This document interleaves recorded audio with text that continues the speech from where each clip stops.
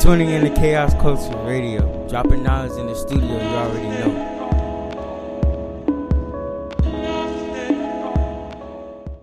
All right, ladies and gentlemen, thank you for tuning in to Chaos Culture Radio. This your boy Prince Hakeem.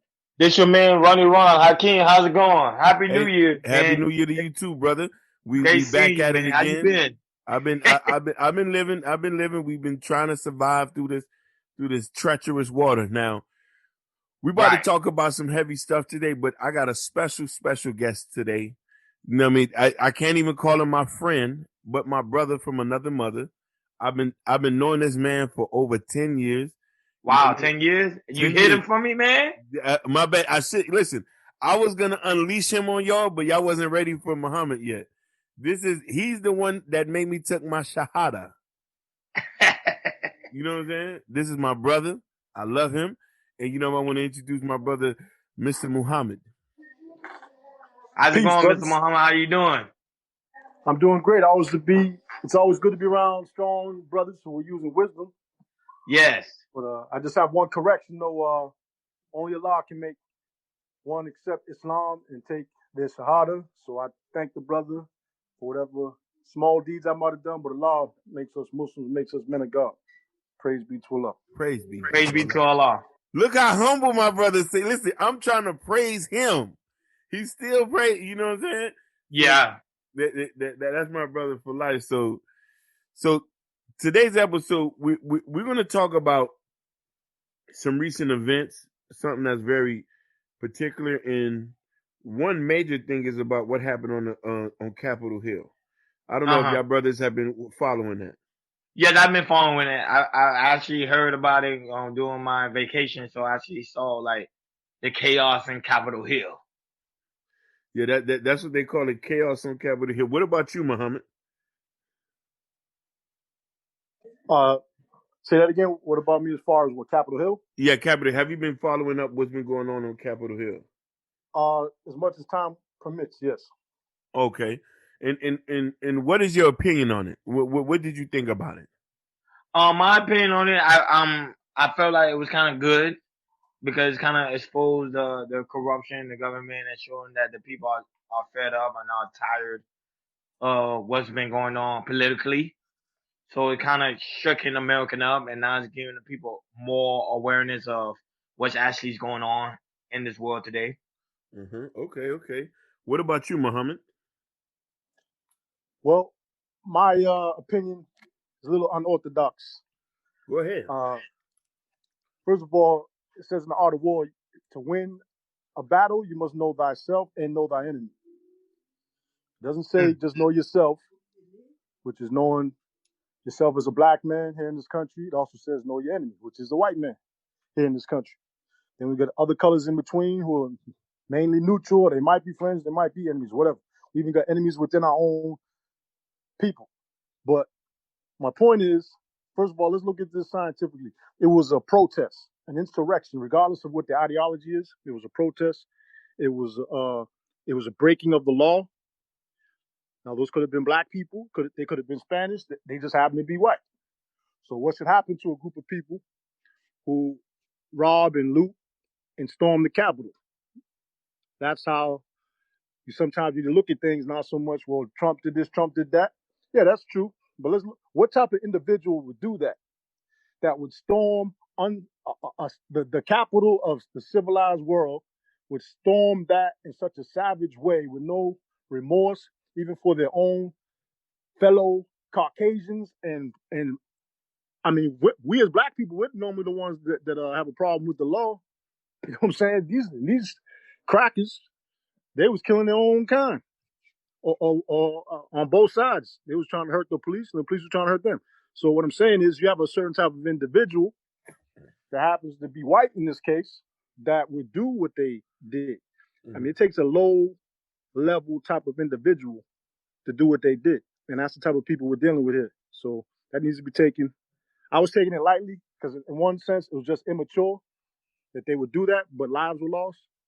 So I don't think that's funny, no matter what their color. But if you have a group of people like that that's lurking around that would do something like that, that says a lot, man, about the state that we're in.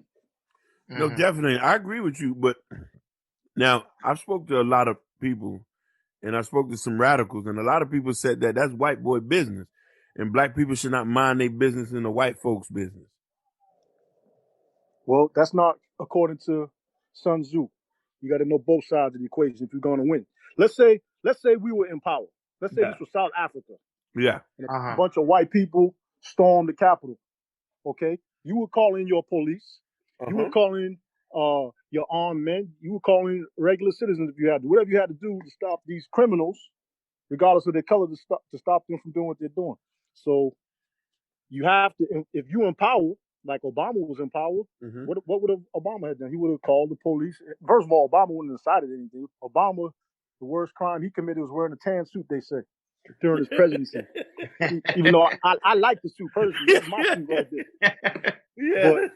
But Trump is well, I'm kind of skipping ahead, but I don't want to deal with Trump yet because that's too easy. I'm talking about these people. Matter of fact, I think some of them flew from across the country. Yeah, they did. The tractors. Right. Yes. Yeah. So what cave did they come out of that they was willing to do that? We're talking about hillbillies, people that are inbred, that are savage who happen to be white. So we have uncivilized people that are not just people of color. We got some of us uncivilized, but we have white people that are acting in a very uncivilized manner, and the top one happens to be the president.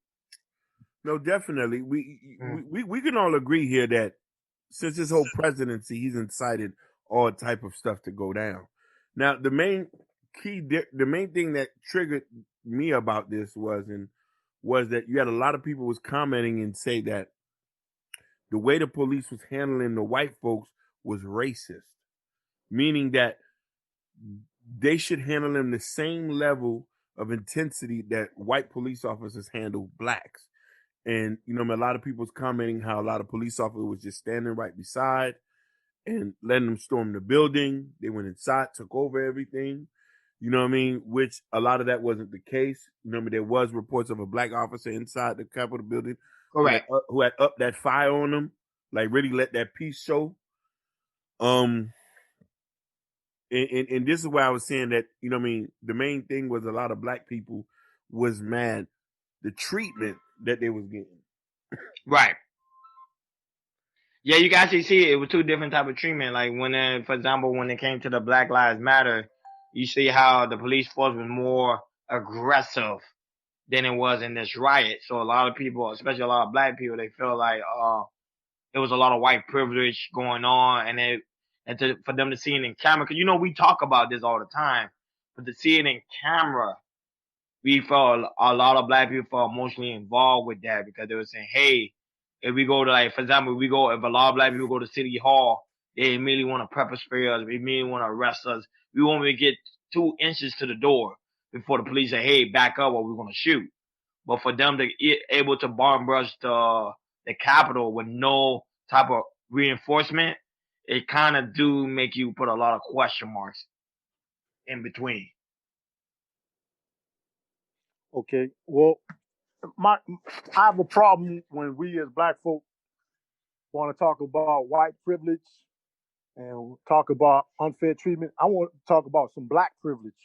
And that's why I started off, well, what if we was in power or Obama was still there? What if we controlled the whole Senate and the Congress?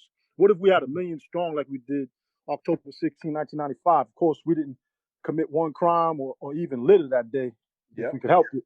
I think one person died in the Million Man March, who was an old black man who saw his glory that day. He was happy to go that day. It was his time to go, but he did it on the day of his choosing, the Million Man March. All 1 million black men or 2 million black men, not committing no crime, not talking no negativity, not disrespecting no women. Okay, we were in power and we were civilized. We had knowledge. Now we had black privilege that day, real black power that day. Now we fumbled afterwards. That's another story. Someone's going to write the book on that. But what I'm trying to say is, if we're going to think like people in power, we ain't worried about white privilege. We worrying about our own privilege, us being in power and enforcing that rule. And you got to have soldiers to enforce that rule. I agree. So I just get a little tired of saying, what if they were black? They wasn't black. They was white. Let's stay on the subject. Yep. Not y'all on here, but I'm talking about other folks always. Well, if If it was my people, they would have done. They're supposed to do that. They don't like us. Yep. You always want to be accepted by your enemy. Come on. I mean, if there wasn't our enemy, King wouldn't have said, "Love your enemy." Facts. Right. I love the perspective that you bring because I'm always preaching here that do for self. And I said that the only plan and the correct plan that for black people to get on a better situation is the plan that Elijah Muhammad has. You feel me? Right. And as far as begging master for something, you know what I mean? We need to just start creating our own. And I think this is just another testament of looking at white folks doing things and blaming them for having privilege. Right. You know what I mean? Which I say that we need to stop blaming people and start looking on ourselves and see what can we do to correct the situation. You know, like if you look at it from a microcosm, let's say, I mean, the insurrection was very juvenile. It reminded me of something that was going on in high school or college. Quite honest with you, but the sad fact is, people got killed. I mean, yeah. You know, when you got in trouble in high school, either you got caught because you was doing something you weren't supposed to do, or you was the group that wasn't doing nothing and they got caught, and you was glad you wasn't involved in that.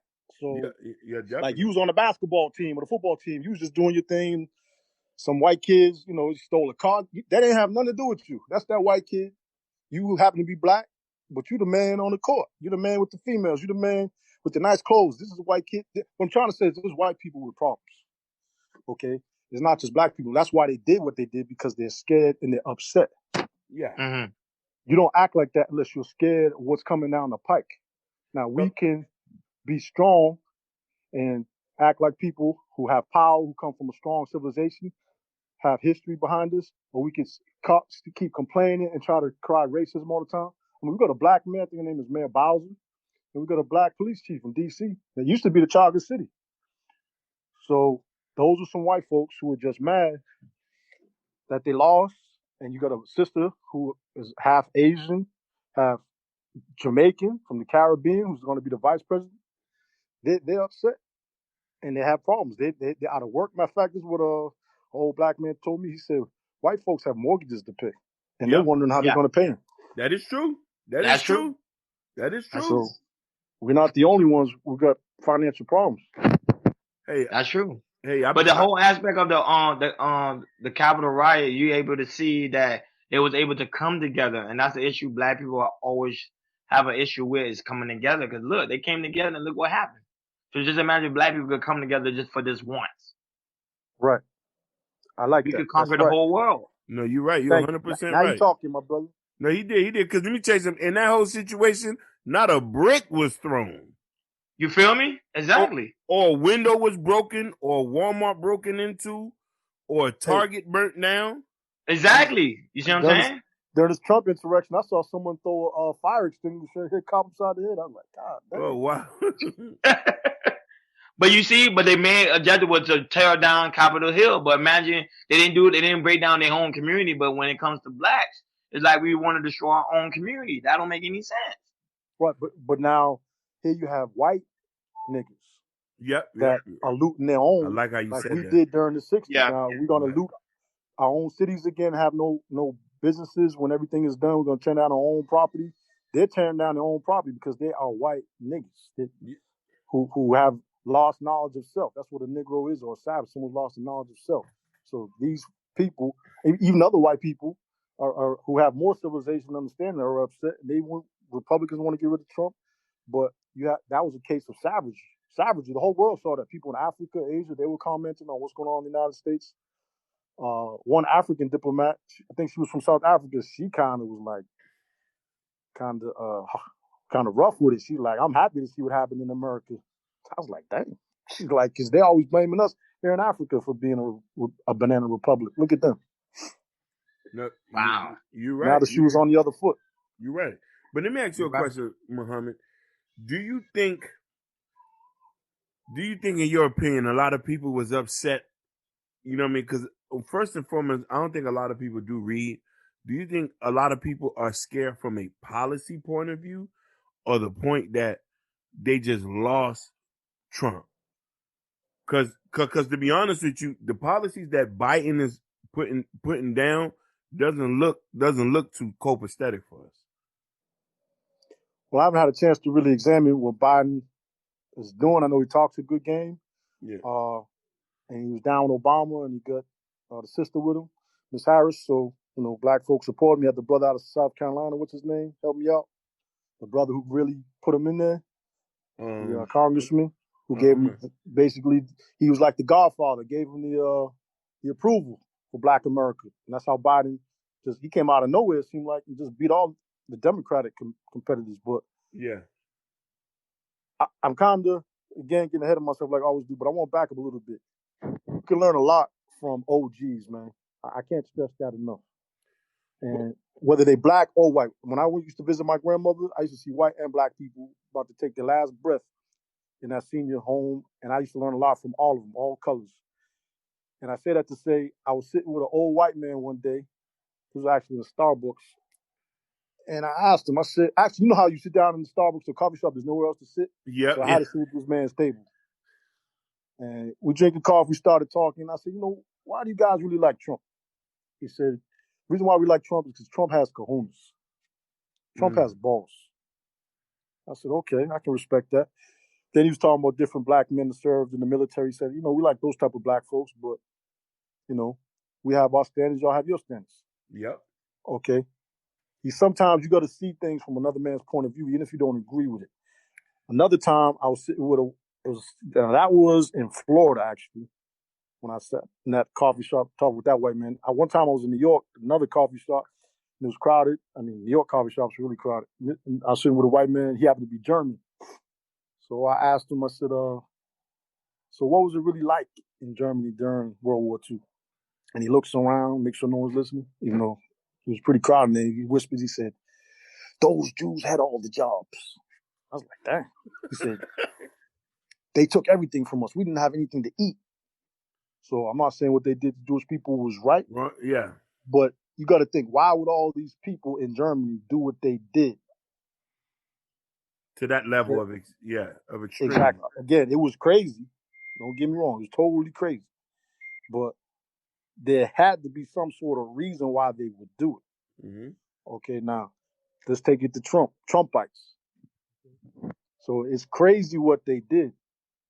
But like when we burned up the cities in 68 when King was killed, what we did was crazy, burning up our own stuff, but there was a reason behind it. You just killed an innocent man, a man of peace. We gave you everything we had. You still disrespect us. We're gonna burn everything. So I just hope that I was a little upset during Black Lives Matter where I saw the looting. I'm like, hope we don't start that again. That was crazy. Yeah, the protest was right and exact, but what does it have to do with stealing sneakers? Oh my God! Okay. Or Pampers. $200 sneakers. Yeah. So we got a little to the left with that, and also different sexual persuasions that they're trying to represent in Black Lives Matter. I don't know what that has to do with the Black Liberation Movement. Also, BLM actually comes from the Black Liberation Movement. That's where that acronym really comes from. They took it and made it Black Lives Matter. They're doing a great job in a lot of ways, mobilizing people. But what is the real agenda for us? Do we own a home? Do you have money in the bank account? Do you take care of your family? Do you know what your culture is? Are you trying to celebrate Kwanzaa? I don't know everything about Kwanzaa, but we did our best in this household to do it. I mean, my candles are broke. I don't have money to go buy some candles. I told her, wife, you're going to take this candle. You're going to use some electrical black tape. Like, how you doing? Well, we had Kwanzaa. So it starts with self-knowledge, then coming together, and then knowing who our enemy is and being the people that we exercise our own power. Like the Caribbean people. They don't complain. They just do. That's why Colin Powell could have been the first black president, man of Jamaican descent. That's why Kamala Harris, who's of Jamaican descent, is now vice president. That's why Barack Obama became the first black president, because he's a man who knows his Kenyan roots. You got to know who you are to take power. Are you a king, or are you just a pauper? And I'm not talking about breakdancing. You got to, at a certain point, say, look, I come from greatness, even if you don't really believe it. Take another advice. Sometimes I'm down, bro. I'm like, I can't take this no more. Yep. He'd be like, Muhammad, you know who you are, man. Come on, Mom. Don't talk that out your mouth. You need a real sparring partner. You need a brother that's gonna watch your back. You can't do this by yourself. So even in their madness, these crackers that did what they did, they and it was a motley crew. They were crazy. But they were like the Nazis. You know that the Nazis were so organized that when Americans beat the Nazis, they took their technology. Yeah. That's why we have a highway. Yep. They copied that from the Autobahn. Mm-hmm. They didn't just go in there and destroy everything that the Nazis did. The scientists, they took their technology and brought it over here. Matter of fact, the launching of the first spaceship that went to the moon, that was a German scientist that they brought over here that Kennedy had to man or to be behind that flight to the moon. They took German technology to go to the moon. So these crackers who are now crazy, going crazy, before you totally say, these guys are just nuts, we don't have nothing to do with it. Wait, let's look at it scientifically. What's the good and the bad of the situation? Number one, I'm happy it's not us doing it. Yep. Number two, what can we learn so we don't act like them? And number three, how can we, I mean, that gave me an inside view to the whole congressional building. I never seen some of those camera shots before. No, me either. I ain't never. I'm like, damn, they need a new rug up in there. You know what I'm saying? Shoot, maybe brother can get a carpet cleaning job or something. I mean, basically. And you lived in DC for years. Yeah, but I never seen inside the congressional building, inside the Congress, the halls of Congress. So what they did was ass backwards. But hey, why don't we sit in some of those seats? Why don't we sit in more of those seats? We can. I think it all starts with, like you're saying, learning from our enemy, studying, be the spook behind the door. Take There you go. You know what I mean? Take from what they got. And mind you, here's the thing. I'm even to the point where you even have to work with your enemy to get the way you need to go. Yeah. You know what I mean? Because I'm about to drop some, people don't know. Malcolm X had a secret meeting with the Ku Klux Klan. Teach. Really? A lot of people didn't know that. I'm talking about when a person, Muhammad just said it earlier, you got to understand where another man's coming from. They understand what Malcolm was trying to do. He was trying to build a place for his own people. The Ku Klux Klan supported that. Hey, we want you to separate. People forget. And Garvey did the same thing. Basically. And he wasn't doing it to bow down to him. He was like, look, y'all want separation, we want separation. Basically. So that's where I have a problem with the American Negro. This ain't about us bowing down to our enemy. This is understanding and doing business to the extent we got to do business. Basically. And that's the point exactly from that point. We need to not look at the Capitol riots and, you know what I mean, we getting into closing arguments, and we need to not look at the Capitol riots and see what they say, but see what they do. You get what I'm trying to say? Don't do as I say. Don't do as I say. Do as I do. So what they did was perfectly professional. That was a professional protest, and they got their word across. And let me tell you something. Some of these people are on no-fly list. A lot of people got banned from flying planes. A lot of people that, and mind you, not a bullet was shot. Not something was shot. I said they really got their word across. That they did do that. Yeah, they sure. did. Yeah. What was I going to say? Well, point is, we got to take these different protests that have been going on, these different levels of organization, and we got to do things on the, like you said, the spook who sat by the door level, where we take it to a higher level, and we actually are in power. We control these institutions. My father once made a speech one time. He said, the biggest problem that we have in America is institutionalized racism. Well, in my mind, that planted a seed. I'm like, well, why can't we have institutionalized black power? Ooh. Because in the 60s, Stokely and them, they started it with the cry. Yeah. Came out of SNCC. And then Stokely and Huey and them, they was like, we tired of this marching and protesting, begging, we need black power. But then people criticized that and said, well, you don't even really have a program. Well, maybe that's someone else's job. They put the idea out there. Now, what are we going to do to make it a reality? The rappers do it. The ball players do it. Now it's time for the brothers with the knowledge of self to do. Basically. Ron, do you want to? You have some last words? Man, my last word is y'all pretty much hit Jules. I'm right here. I'm like shaking my head. I'm trying to meditate on everything y'all said. Y'all hit some fire right now. I always say, and Hakeem, we talk about this all the time. Like we have to learn how to stick together and understand how powerful we really are. Seeing these people coming on Capitol Hill, working together, and to capitalize something like that. Just imagine if black people could use that same type of mentality, we could conquer the world, man. That's right. Definitely. Right. And I'm gonna use a quote that Muhammad used to always say: "We don't need a good 100, we just need a good 10." Facts. We just need a good 10 soldiers who's willing to go out there and take over something, and we can make some things happen.